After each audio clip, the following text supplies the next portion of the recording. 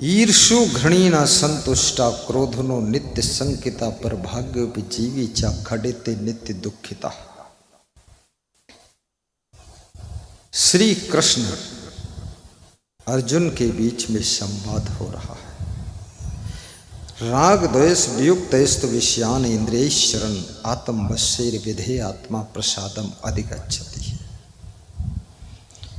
श्री कृष्ण कहते हैं अर्जुन, राग द्वेष के कीचड़ में फंसा हुआ मनुष्य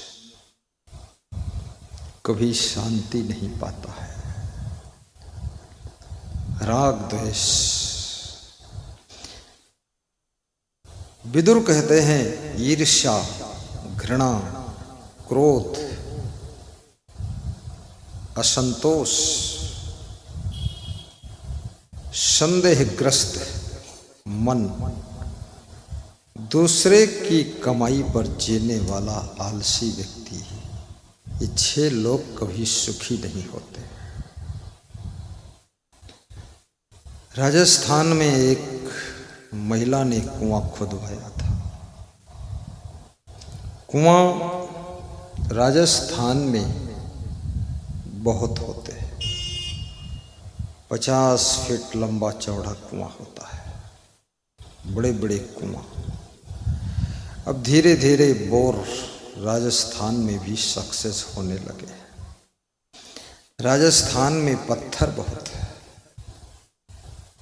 2 फीट खोदो फिर पत्थर की चट्टान आ जाती है, बड़ी बड़ी पत्थर की चट्टानें। उत्तर प्रदेश में तो मिट्टी ही मिट्टी है, लेकिन राजस्थान की मिट्टी में गेहूं और सोयाबीन बेशर्मी से पैदा होता है। मध्य प्रदेश की मिट्टी में गेहूं, सोयाबीन, सरसों बेशर्मी से पैदा होता है। छत्तीसगढ़ की मिट्टी में केवल धान ही धान पैदा होता है, गेहूं ना के बराबर, गन्ना ना के बराबर।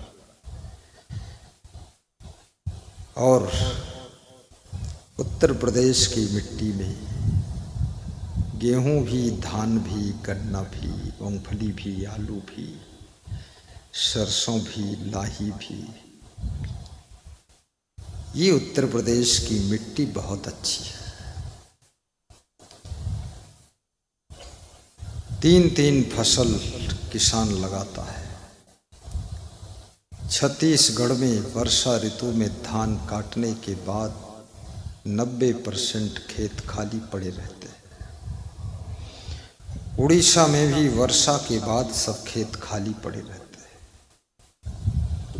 उड़ीसा एक पुअर स्टेट है, बहुत गरीब है। बिहार में भी गरीबी है, झारखंड में गरीबी है, पश्चिम बंगाल में भी गरीबी है। छत्तीसगढ़ संपन्नता की ओर जा रहा है, मध्य प्रदेश संपन्न है, गुजरात रिच स्टेट है, बहुत धनवान है, महाराष्ट्र बहुत डेवलप स्टेट है, राजस्थान गरीब नहीं है, वो भी संपन्न है, उत्तर प्रदेश मीडियम है। यहाँ मिट्टी तो सोना उगलती है, लेकिन यहाँ का मनुष्य हमेशा आग उगलता है। यहाँ के यहाँ के लोग बहुत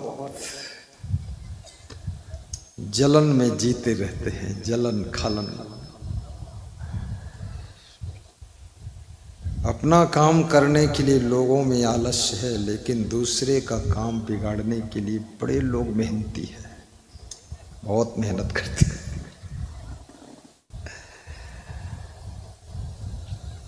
और जिस प्रदेश के लोग ईर्ष्या द्वेष से अधिक प्रभावित होते हैं, उस प्रदेश का विकास, जो विकास करना चाहता है, बाकी लोग उसकी टांग नीचे खींचते रहते हैं। ईर्ष्या बहुत बड़ी बीमारी है। घर घर में ईर्ष्या काम कर रही है। राजनीति में भी बहुत ईर्ष्या का प्रभाव है।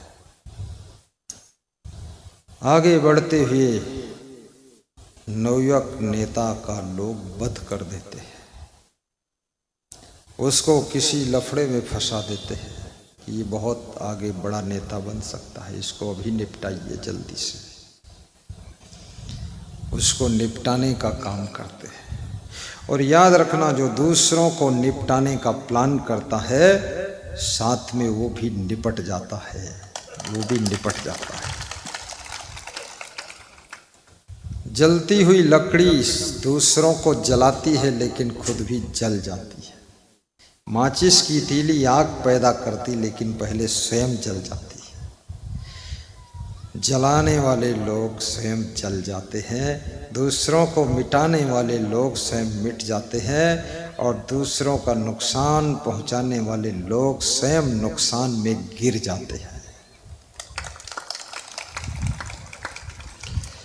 तो तुम्हारी तालियों से मुझे एहसास हो रहा है कि तुम भारी टेंशन में हो।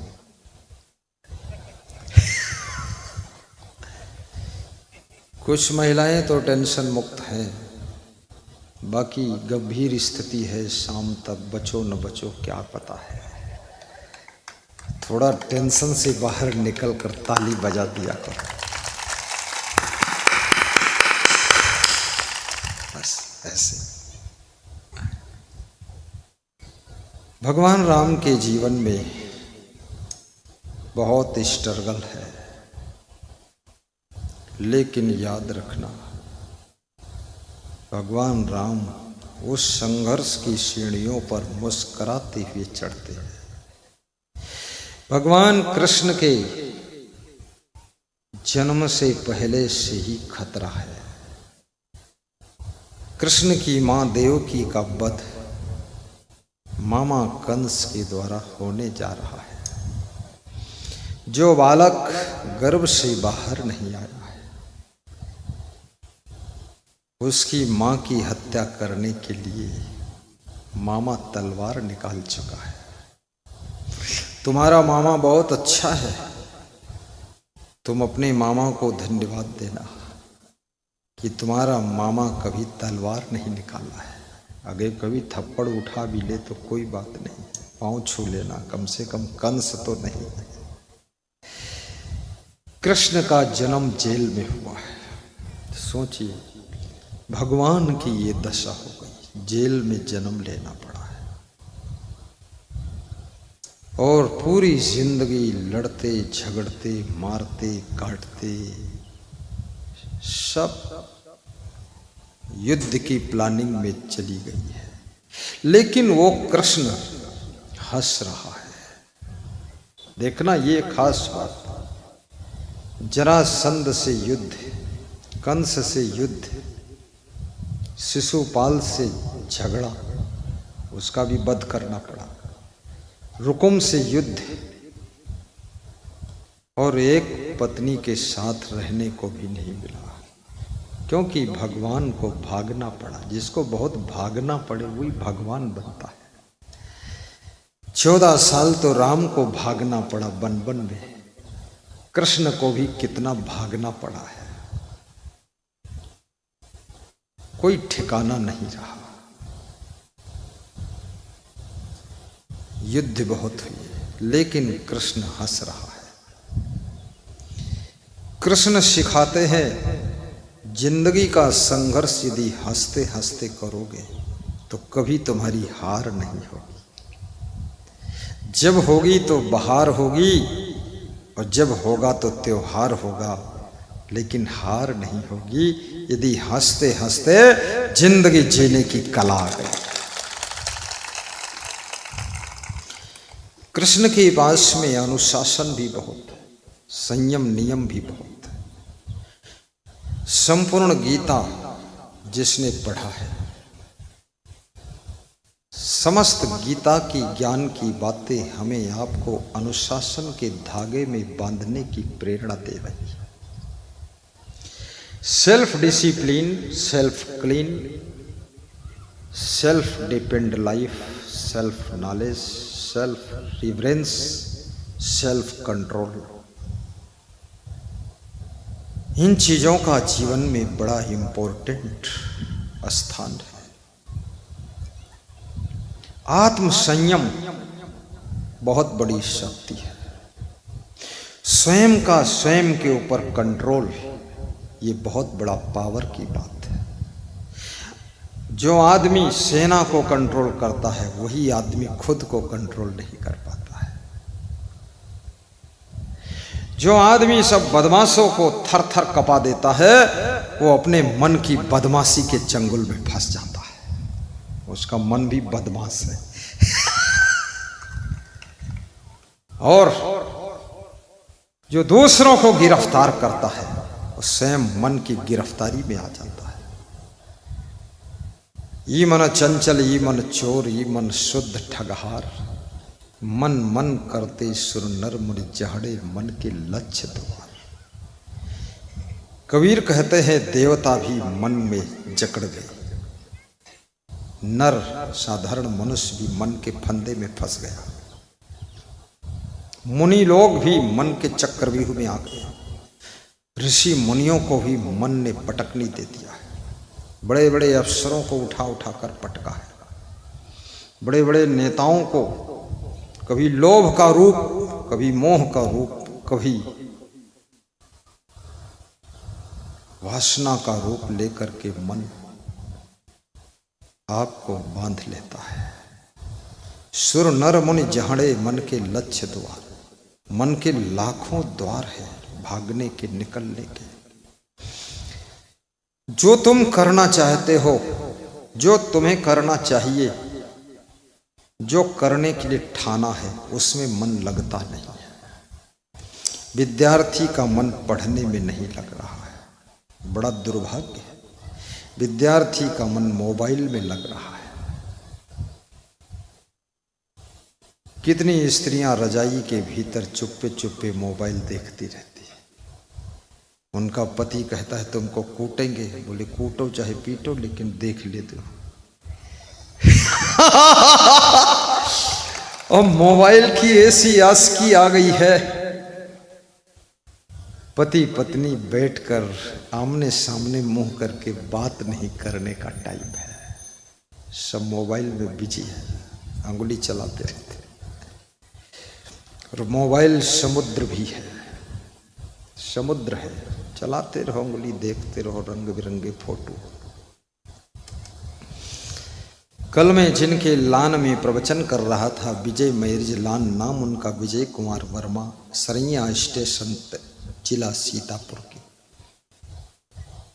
तो कल सुबह में पद यात्रा करके आया तो उनका मोबाइल देखा तो बटन वाला मोबाइल था। तो मैंने कहा करते क्या? बोले 2 पेट्रोल पंप का मालिक हूँ, 7-8 और ठेका चल रहे हैं, और ये 5-6 करोड़ का मैरिज गार्डन है मेरा, और बहुत धंधा है लेकिन बटन वाला है। मैंने कहा टच स्क्रीन? बोले नहीं। मन को संभालिए। मोबाइल रखा है आपने, अच्छी बात है, लेकिन मोबाइल में कभी प्रवचन भी सुनिए, मोबाइल में सत्संग सुनिए, उसे सही प्रयोग करना सीखिए।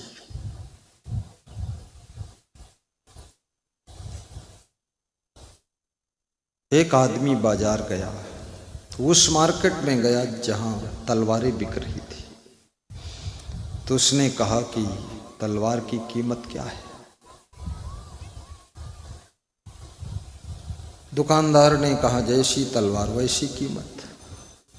अरे बोले ये बताओ मीडियम तलवार जो है, बोले ये 2000 की। बोले ये 2000 की, लोहा इतना 2000 का, इसमें क्या खास बात? तो दुकानदार मजेदार था। दुकानदार तो सभी मजेदार ही होते हैं। नेता और दुकानदार, वकील और मास्टर, पत्रकार, ये 5 लोग बहुत मजेदार होते हैं। इनकी हर बात में मजा आता है। तो दुकानदार ने कहा ये क्या काम करती है, 2000 की, सस्ती है ये। ये चोर को मारती है, डाकू को काटती है, दुश्मन के टुकड़े टुकड़े कर देती है और सुरक्षा में कभी आलस्य नहीं करती है। रात दिन 24 घंटे अलर्ट रहती है। तो जो ग्राहक था वो खुश हो गया, इतनी महिमा सुना, कहा फट से दे दीजिए 2000 के लिया, घर लेकर आया, पत्नी को दिखाया। अरे पत्नी ने कहा तुम इसको कहाँ खरीद लाए फालतू, इतनी वजन तलवार उठाई नहीं उठेगी। अरे बोले इसमें बहुत गुण है, ये चोर को मारती है, डाकू को काटती है, दुश्मन के टुकड़े टुकड़े कर देती है और सुरक्षा के लिए अलर्ट रहती है, 24 घंटे आलस्य कभी नहीं करती।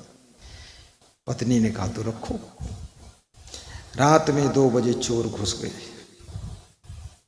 अब वो आदमी जो तलवार खरीद कर लाया, उसने तलवार से कहा कि उठ चोर को मार। तलवार उठी ही नहीं। बोले आलस्य करती है, 2000 लग गए, जल्दी मार। चोर सूटकेस लेकर भाग गया, वो उठी ही नहीं। तो उस तलवार के मालिक ने तलवार की धार पर लात मारा, कहा तेरा मुंह कूच दूंगा। 2000 रुपये लग गए, बैठी है, उठती नहीं, मारती नहीं। तो जब लात मारा तो उसकी लात कट गई। अरे बोले घर ही में कत्ल करती है, तेरा मुंह मुक्का से कूच दूंगा। तो मुक्का मारा तो हाथ कट गया। अरे बोले घर ही में कत्ल कर दिया, ये सुरक्षा कहाँ करती। सवेरा हुआ, तलवार को लेकर और मलहम पट्टी पाँव में बांधे, हाथ में बांधे, पहुंचा दुकान पर। बोला ये तो तलवार बहुत आलसी है, रात में 2 बजे चोर घुस गए, मैंने कहा चोर को मार तो इसने मारा ही नहीं, बैठी रही। तो मेरे गुस्सा आ गई, मैंने इसको लात मारा तो मेरी लात काट दिया। फिर मैंने हाथ मारा मुक्का तो मुक्का कट गया। तो दुकानदार हंसने लगा, बोला ये खुद नहीं मारती, इसको हाथ में पकड़ के मारना पड़ता। तो कौन सी चीज का कैसे प्रयोग करना है, मोबाइल का कैसे प्रयोग करना है। अगर मोबाइल का सही प्रयोग करना नहीं आता है तो याद रखना, मोबाइल का दुरुपयोग तुम्हारी जिंदगी का विनाश भी कर सकता है, जीरो पर पहुंचा सकता है, भ्रष्ट कर सकता है। जिनको मोबाइल का सही सदुपयोग करना आता है वो मोबाइल के द्वारा सत्संग और भक्ति का अमृत पान करते हैं। जो मोबाइल में प्रवचन सुनते हैं, जो प्रवचन सुनते हैं मोबाइल में, जरा हाथ उठाकर बताएं, दोनों हाथ। बहुत लोग, कम से कम 90% लोग सुन रहे हैं। पुलिस जवानों को भी प्रवचन सुनना चाहिए।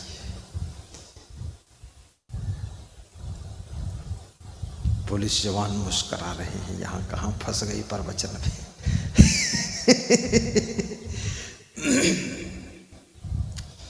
मन की उलझन को शांत करने का साधन केवल सत्संग है। जो लोग आत्महत्या करना चाहते थे वह लोग भी अब जिंदगी जीने की तमन्ना रख रहे हैं। ये सत्संग की शक्ति है। जो नशा में डूबे थे वह अब सत्संग में डूब चुके हैं, नशा से पार हो गए। सत्संग के शब्द आपकी जिंदगी के मैल को धो देते हैं। सत्संग कोई साधारण चीज नहीं। रामायण कहती है, बड़े भाग्य पाई सत्संगा। जिनका बड़ा भाग्य होता उन्हीं को सत्संग मिलता है। ये सत्संग ऐसे नहीं मिलता है, बड़े भाग्य से मिलता है। बड़े भाग्य पाई सत्संगा, बिनहि प्रयास हो ही भव भंगा। ट्रेन में बैठा हुआ व्यक्ति बिना प्रयास के लखनऊ से बॉम्बे पहुंच जाता है। खाली बैठा रहता, सोता रहता, लेटा रहता, खड़ा रहता, चलता नहीं, पहुंच जाता है। ऐसे जो सत्संग की ट्रेन में बैठ गया वो बिना प्रयास के मोक्ष की स्टेशन पहुंच जाता है। मोक्ष की स्टेशन पर पहुंच जाता है।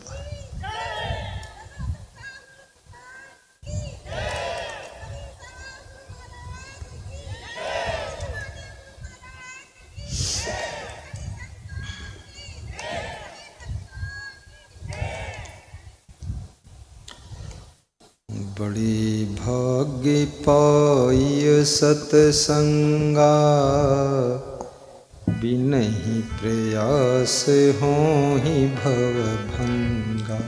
बड़े भाग्य पाइय सत्संगा, बिनहि प्रयास होहि भव भंगा। बिनहि प्रयास होहि भव भंगा। बड़े भाग्य पाइय सत्संगा,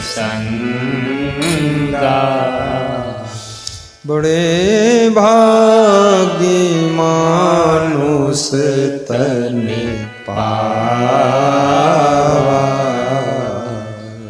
सुर दुर्लभ सद ग्रंथन गावा। बड़े भाग्य मानुष तन पावा।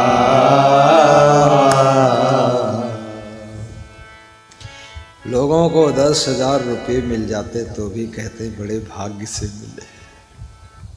सोचो, 10 करोड़ रुपए एक भैंस की नांद में डाल दो तो भैंस कहती बड़ा दुर्भाग्य है, भूसा नहीं मिला, ये कागज का करे। और आदमी 10,000 रुपये में कहता है बड़े भाग्य से मिलेंगे 10,000। सोचिए, वो आदमी 10,000 के लिए ईमान खो देता है। 10,000 के लिए आदमी लालच में गिर जाता है। और जबकि ये 10,000 की कीमत किस कारण से है? आपको मनुष्य का शरीर मिला है इसलिए इसकी कीमत है। यदि मनुष्य का शरीर ना मिलता, भैंस का शरीर मिलता, हाथी का मिलता, घोड़े का मिलता, तो 10 करोड़ की भी तुम्हारे लिए कोई कीमत नहीं थी। तो 10,000 कीमती है कि 10,000 की कीमत समझने वाला ये मनुष्य का शरीर कीमती है। सोचिए, मनुष्य का शरीर कीमती है। मनुष्य के लिए ही सब कीमत है, मनुष्य ही सबको कीमती बनाता है। और मनुष्य ने क्या नहीं बनाया है सृष्टि में। देखिए कितना सुंदर साउंड सिस्टम बनाया, वीडियो कैमरा बनाया, सुंदर कुर्सियां बना दिया, सुंदर मंडप बनाया है, सुंदर गाड़ी बनी है, एरोप्लेन है, ट्रेन है, रोड है, बिजली है। मनुष्य ने क्या नहीं बनाया है। स्क्रीन है, गुरुजी यहाँ बोल रहे हैं, लाखों स्क्रीन में उनको देखा जा सकता है, सभी मोबाइलों में देखा जा सकता है। यहाँ बोल रहे हैं, अमेरिका में भी देखा जा सकता है, 7 समुंदर पार। ये सब मनुष्य की कला है। तो ये सब बनाने वाला ये मनुष्य, सोचो कितना कीमती होगा। ये मनुष्य अपनी कीमत को भूल जाता है। ये छोटी छोटी चीजों के लिए अपनी कीमत को दांव पर लगा देता है। मनुष्य के रूप में राम थे, भगवान कहलाए। मनुष्य के रूप में कृष्ण थे, भगवान कहलाए। मनुष्य के रूप में ही परशुराम थे, भगवान कहलाए। मनुष्य के रूप में कबीर थे, महान कहलाए। और मनुष्य के रूप में आप हो तो भक्त कहलाए।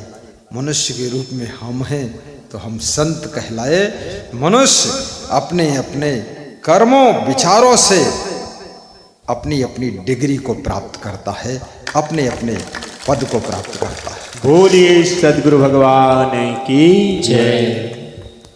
बड़ी भाग्य मानुष तन पावा, सुर दुर्लभ सद ग्रंथन गावा। बड़े भाग्य मानुष तन पावा, सुर दुर्लभ सद ग्रंथन गावा। बड़े भाग्य मानुष तन पावा, सुर दुर्लभ सद ग्रंथन गावा। साधन धाम मोक्ष कर द्वारा, पाए न जेहि परलोके सवारा। पाए न जेहि परलोके सवारा। नर तन पाए विषय मन देहि। पलटि सुधाते सठ विसलेहि। कर्णधार सद्गुरु दृढ़ नावा। दुर्लभ साज सुलभ करि पावा। मंगल भवन अमंगल हारी। जय जय जय गुरुदेव तुम्हारी। जय जय जय गुरुदेव तुम्हारी। कभी कभी 4 घंटे के लिए मोबाइल का व्रत भी रहा करो। एकादशी व्रत, मंगल व्रत, गुरुवार व्रत, शनि व्रत, लेकिन मोबाइल व्रत 4 घंटे व्रत लेकर देखो। इतना तो कर लो कि सोने से पहले मोबाइल बंद करके रख दो और व्रत ले लो।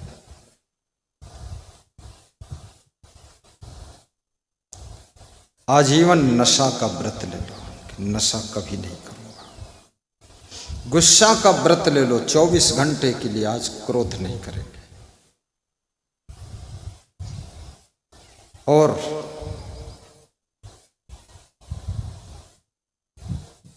कभी ये व्रत ले लो कि अपने से बड़ों से बात नहीं लड़ाएंगे।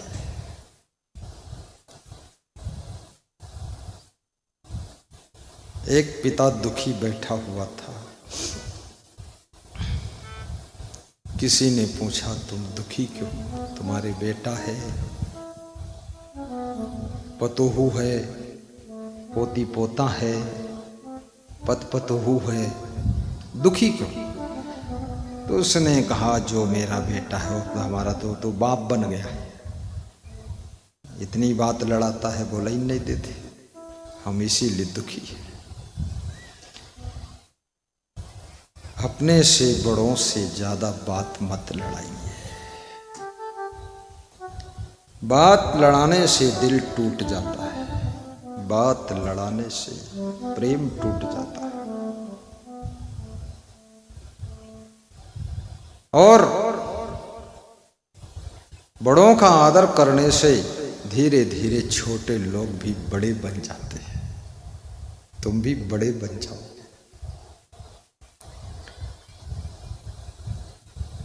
तो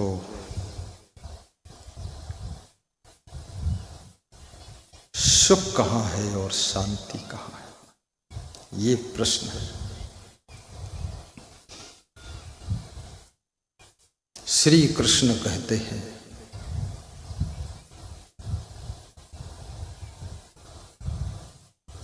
शक्नोति है यह सोढ़ुम प्राक शरीर विमोक्षणात्।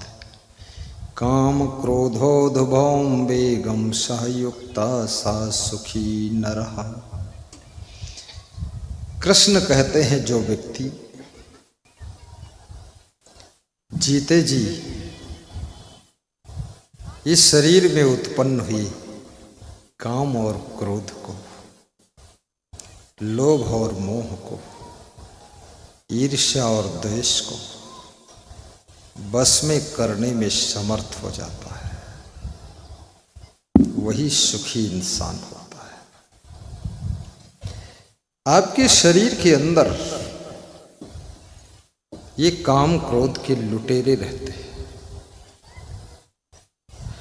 और इनको वश में करना कोई आसान बात भी नहीं है। बड़े बड़े विद्वान, बलवान, धनवान भी